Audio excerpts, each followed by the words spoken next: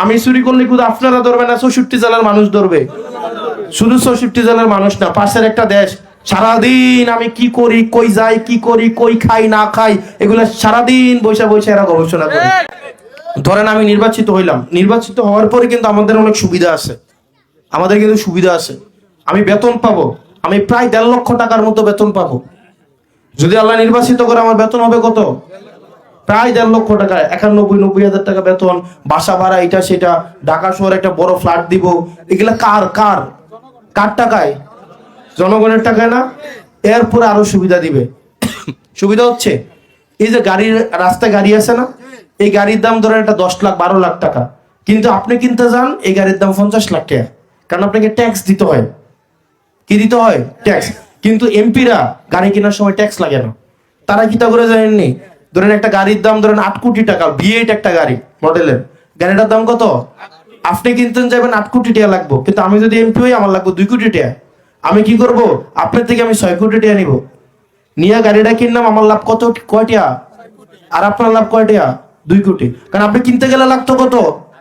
আর কত বুঝেন না? এমন বুঝছেন নি? তার মানে আপনার 2 কোটি টাকা লাভ আর আমার 4 কোটি টাকা লাভ। বুঝছেন?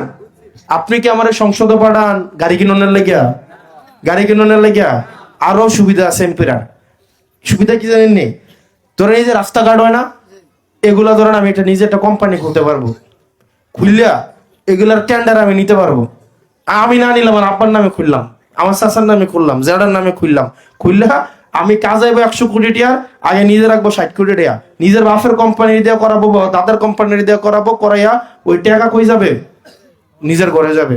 আমার কি আপনি এমপি বানাইতেছেন নিজের নামে লাইসেন্স করানোর লাগিয়া? লাইসেন্স করানোর লাগিয়া নিজের নামে লাইসেন্স ডেবিট দ্বারা করছিনি? করছিনি? খোঁজ নিয়ে দেখেন করছিনি?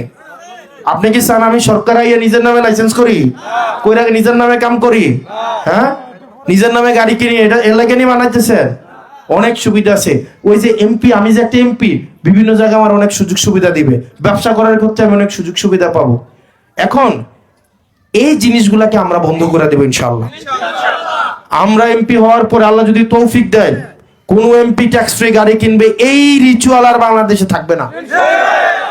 আমি কথা দিয়ে যাচ্ছি, আমি নিজে তো কিনবো না, না নাই, আমার পরিবারকে ওটার সুযোগ সুবিধা আমি হইতে দিব না। ঠিক আছে? আমারে তো ধরেন আমি চুরি করলে তো ধরা পড়ার সম্ভাবনা বেশি। ধরেন একটা ফয়রে যদি 2 বালতি পানি ঢালেন, তাইলে এটা বোঝা যাবে না? বোঝা যাবে? বোঝা যাবে? অনেকটা বালতির মধ্যে যদি 2 জগ পানি ঢালেন, এটা দেখা যাবে না? দেখা যাবে না? কারণ আমার কিছু নাই।